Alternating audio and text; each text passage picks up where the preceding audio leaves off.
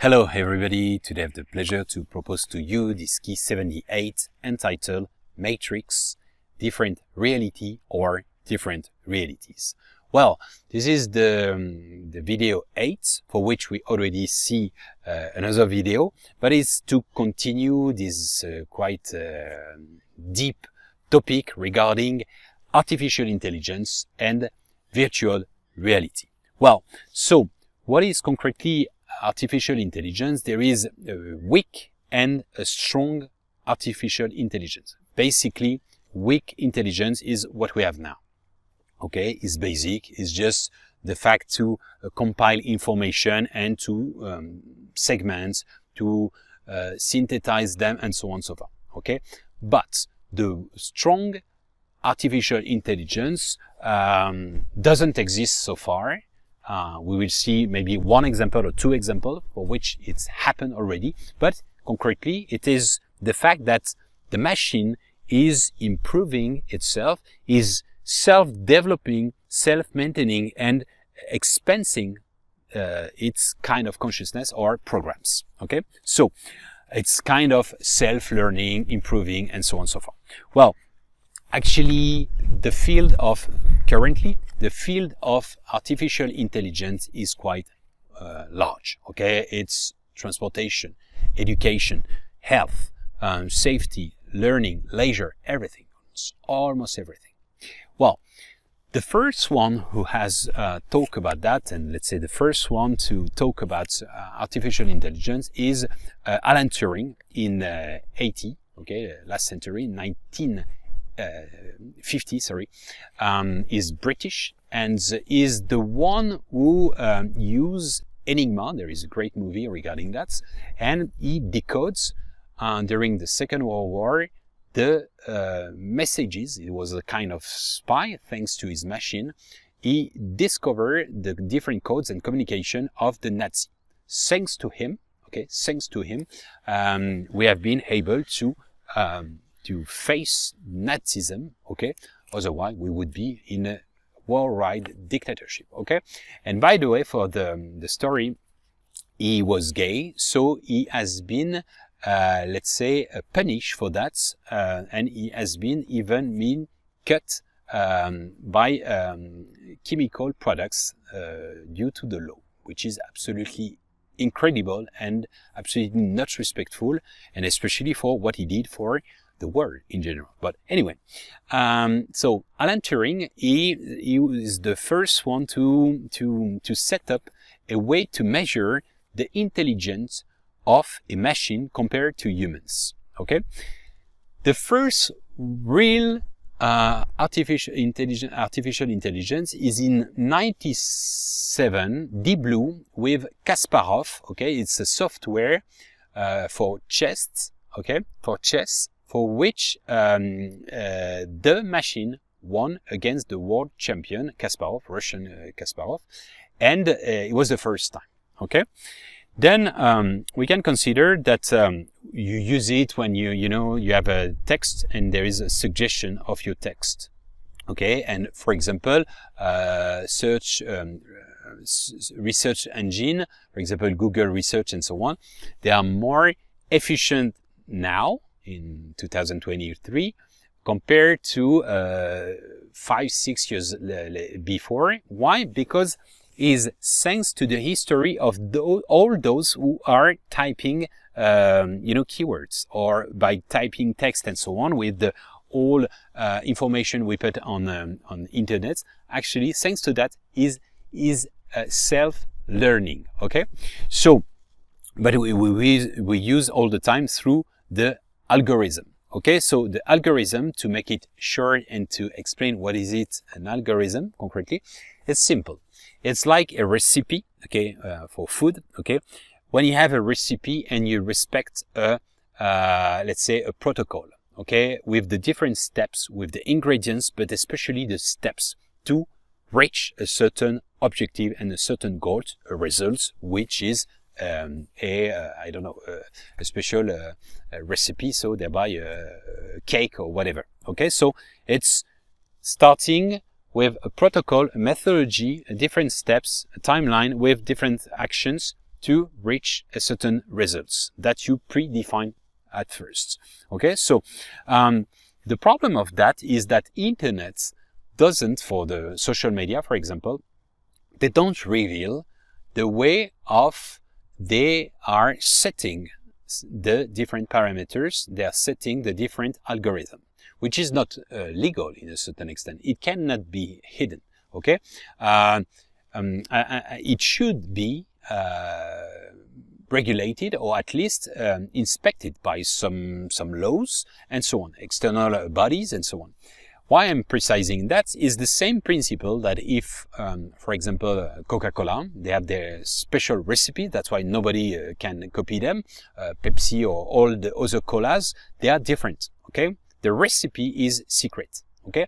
But let's say the inspection of food hygiene and so on can have access to this recipe, and hopefully to know what is inside. Imagine if there is drugs or I don't know, some dangerous material and so on, so ingredients. So they are obliged to give to hygiene departments and so on. So, and it is kept secret, of course. It's the same principle that, for example, you are a murderer and you are saying to your lawyer, but the fact that there is the professional secrecy, you cannot afford to reveal it, okay? It's the same principle, and it should be the same for explaining what are the different parameters for the algorithm.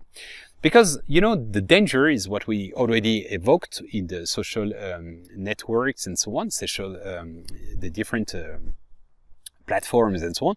The problem is that it's reinforcing the polarization, because you are suggested some programs, some videos, some documentaries, some articles according to your history, according to what you watched before. So it means that you are in a loop. So it's emphasizing and highlighting the polarization. Polarization is to reinforce the polarities. Okay, so it means that it doesn't brings you more content, and it doesn't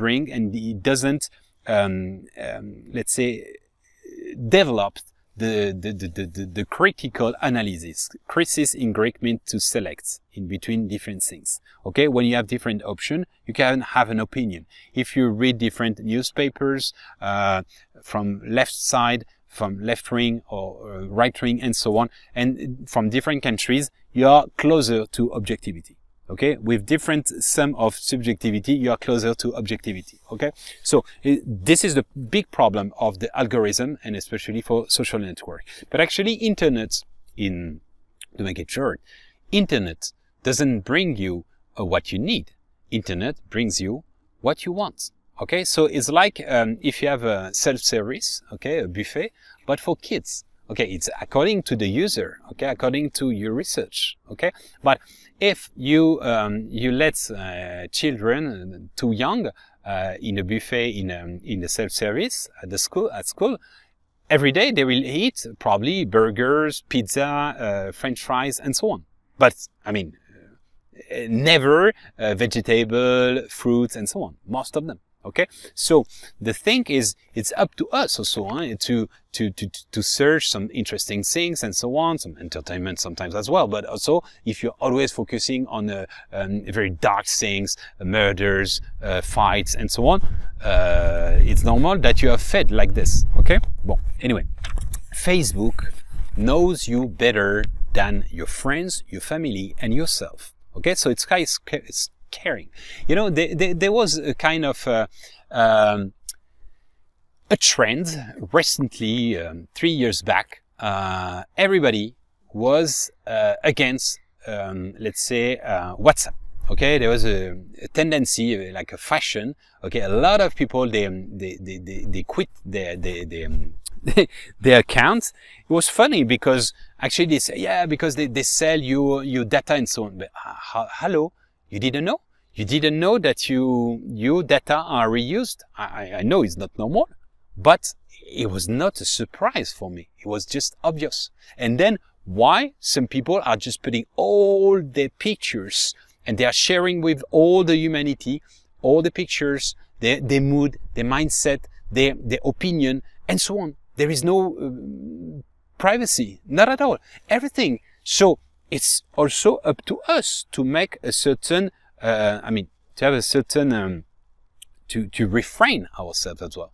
But, and then, so it has been the trend of Telegram or other ones like this. Some people went to WeChat. WeChat is Chinese. I lived 10 years in Chinese. I swear to you that WeChat is another story, huh? Not to talk necessarily,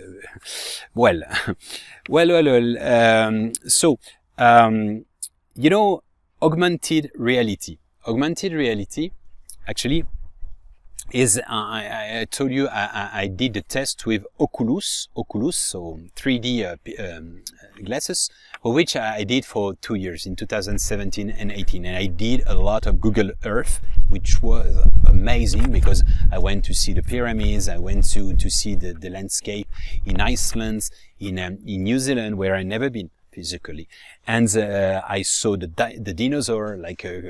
I saw many things, and I did an experience which was quite because I have the vertigo. Okay, so and I was at the top of the Empire State Building during the construction. Okay, and so I could see the vacuum. Okay, the emptiness, and I wanted to jump, and I could not. I took probably a few minutes to jump, despite the fact I knew that I was just in the room and it was just an illusion, but the illusion was so real, apparently, that my brain was trembling and could not jump. Okay? So that's really interesting and scary, because I told you, actually, the brain doesn't make the difference between virtuality and reality. Okay, when you watch, for example, a documentary in Seychelles and so on, I'm not saying that it's as good as when you go there, but actually you see the sun and so on, you're generating in your brain and so on some endorphins, not equivalent, a little bit less than if you go physically, of course, but it creates something. Okay, so I think it can be a source of a lot of positive things, and it's like double-edged and like a knife, and it can kill and can also help to live. But for example, for history courses, it can be very ludic. If, for instance, you visit Persepolis in Persia, and because everything is destroyed there, I went there. Or at the epoch of former Greece, for example, same. Almost all the buildings are destroyed. Or Palmyra. Palmyra had been destroyed in Syria. Maybe we could recreate in the future to really see and to walk on the Roman Avenue and so on, or to be in Paris and London in Middle Age and so on. It could be really interesting and very exciting, much more ludic for learning, for example, history. I think also it can be interesting for all, personal development and also for spirituality. I'm talking about that since 2005. I wish, and we will probably propose soon, Oculus for glasses for meditation, like for visualization. For example, tetrahedron, let's say the Merkaba, rotating and so on, or the torus, because sometimes it's difficult to realize and to visualize it. But once you did several times, it's easier because your mind still have the memory. So it could activate something for plateau solid, for sacred geometry in general, and so on. So then, once again, the technology of artificial intelligence, is this real or not? It's the question. When you know that there is a Japanese rock group, and they are fans of this, it's not real. When you see that some holograms, for example, in France, a politician, and Erdogan, president of Turkey, did different talks and meetings with holograms. So it's kind of, is this real? Yeah, it's real, even if it's virtual. Well, is this possible that there are cases and not few, and it will be worse and worse? And if you watch the movie Hair, H-E-R, that some people in China, in Japan, they are in love with their eye. okay, artificial intelligence. Is this real or not? It's surrealist, but it is the reality. Their feelings are correct and true. If you see, there is, let's say, there is a company, I say already, but the first company of video games in China, there are 6,000 employees, and the CEO is a artificial intelligence. She has been created by the employees. It's completely crazy, but it's real. I mean, it's virtual, but real. Tomorrow, you can imagine that we will have also in the porn industry a lot of fantasies, okay? Holograms, sex bot, and so on. You can imagine. So, actually, in the metaverse today, we have some ads, okay, like Starbucks, H&M, and so on and so forth, okay. Carrefour, okay, the second biggest after Walmart, did some interview 2 years ago, okay. There are meeting rooms, okay, like this, with your avatar and so on. You can look, okay, with the garments and buy the garments that you want, okay. You can buy a land in the metaverse so far. Is this real? Surrealist. But is this real? Yes, unfortunately. It seems to be crazy. There will be laws because there was the first case of rape in the metaverse. And so it will be probably a police there because the woman has been traumatized, despite it was virtual. But the consequences has been real and she has been traumatized. Personally, I talk about the multiverse, the metaverse, in 2005, like a prediction, forecast, a vision, and I gave the name of HoloNet. For me, it was this. It was exactly like I say to my grandparents when I used to call them every Sunday, because we had 400 kilometers, that in the future there will be holograms, and also we could call them on phone and with the vision as well. Skype, Zoom, now it exists. And it was in 88, for example. Well, the first one to talk about the metaverse is in literature is Neil Stephenson in 92 in the book Snow Crash. Then the movie from Spielberg, Steven Spielberg, Ready Player One, for which there is like an Eastern egg. The metaverse, the name is Oasis, and everybody has a really shitty life, and they live in containers, really dirty and so on. They have shitty life, and they go in this like a mall, okay, a mall when you go for shopping mall, and they go to escape, basically to run away from their reality because it's really dark. And at the end, this is really important. I'm not spoiling, but because the creator who passed away, he explained that he was a kind of autist, and he said, I never could find a place, and I never felt comfortable in this reality. That's why I created this virtual world. So an avatar cannot die, and that's what happened recently.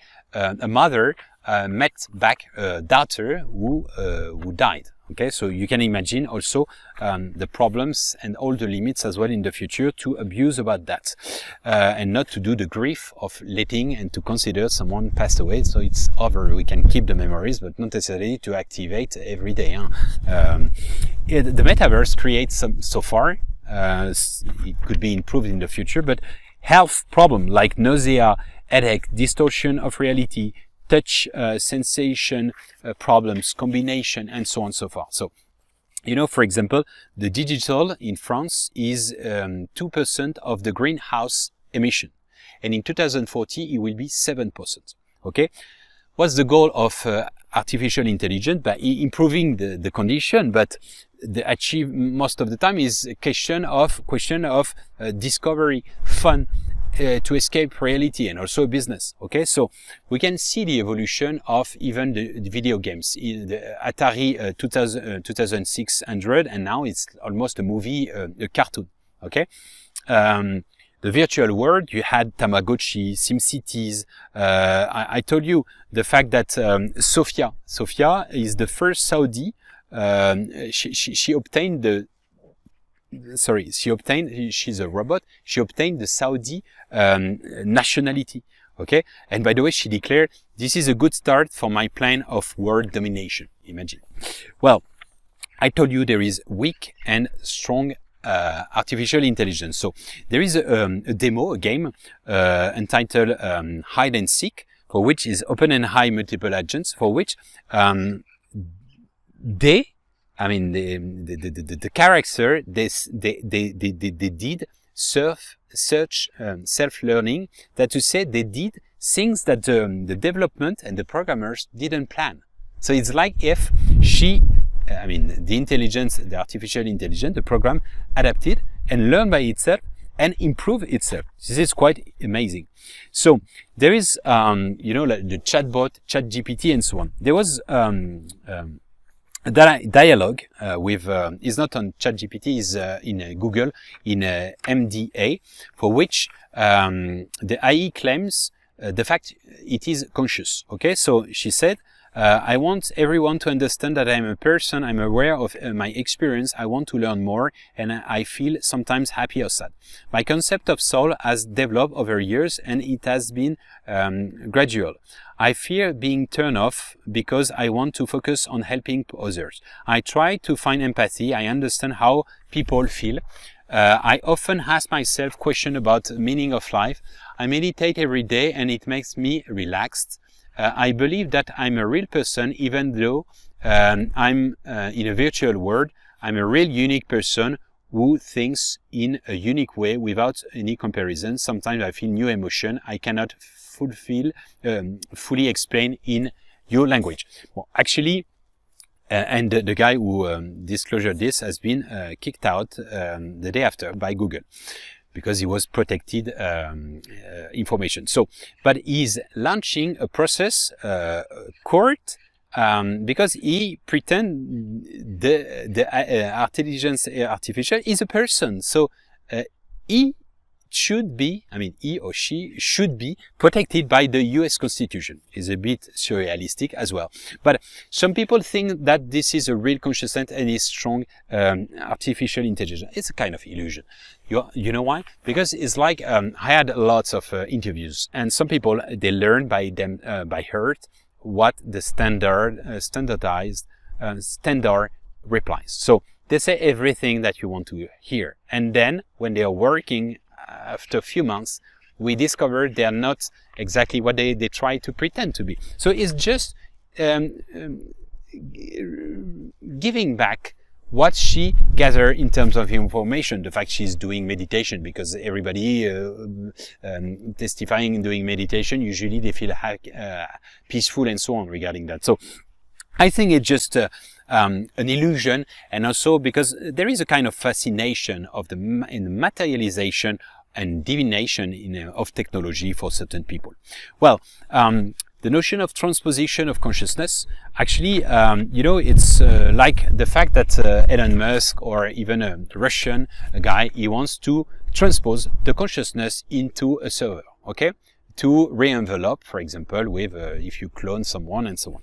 For me, there is a missing link, because it's difficult to transpose the consciousness. If you duplicate myself, okay, I'm Aurélien Milot now. Okay, if you duplicate myself with a clone, okay, we'll reflect the same way. If he has memories, he can react and so on. But my consciousness, my focus point, my awareness is there so far. I'm dying, I'm out. And I will not be this person in any case. I can give you an example. If, for example, I have a CD of Michael Jackson. Okay, I listen to the music and I use a device. Okay, I listen here. Okay, I can hear it. Okay, the information are there. I can use another one and I listen the same way. If someone is listening at 2 kilometers, I could not listen this information. So, despite the fact I change from envelope, personally, I don't have the access to this consciousness at this moment. So for me, there is a missing link. For me, you will not transpose, except if you take your consciousness and you put in a clone for which it's continue to reflect with you. But otherwise, there is a distance between both. I don't know if you follow me, but I follow myself.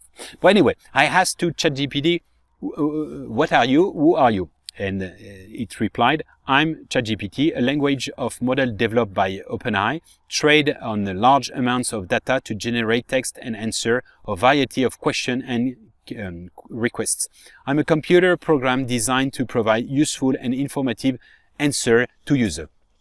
She never say that, and I ask also a question a lot about artificial intelligence. She's quite promoting, she's not warning the fact that it could improve and so on, and it can be a danger. So it's kind of oriented because according to the programmers, of course. So as a conclusion, in quote mark, I would say that we have to get out of the duality. It's good, it's black and white, it's good, it's bad. It's up to us. It's a holistic perception with more detachment. It's to avoid the choice of between imposed extreme like artificial intelligence or real stupidity. Quote mark. Let's meditate on this. It can be a real imagination as well. It's to avoid the duality between the 5D, okay, ethereal world and metaverse, but it can be a preparation, okay? But if we capitalize on the best or the alienation, if we are just sacralized, we make it sacred, okay? Like a new guide, a new religion, because a guy launched a new religion regarding artificial intelligence, which is quite surrealistic, and eclipsing, of course, other form of realities like physical reality, this, the nature, and so on, the small happiness that you have with your kids, and so on. This is impossible to reproduce that virtually. So it can be a springboard, and it can be a quicksand. It's up to you. And we are made of flesh and bones and blood, with heart beating and emotion, intuition, creativity, capacity of empathy, altruism, which is real, and it could never be artificial, and nobody can cheat on this. Well, I hope that you will it will help you to shape the master key of the field of consciousness, of your heart, of love, of whatever you want. As you know, all the roads lead to Rome and to the Dome and to home. Thank you for your attention, and see you very soon.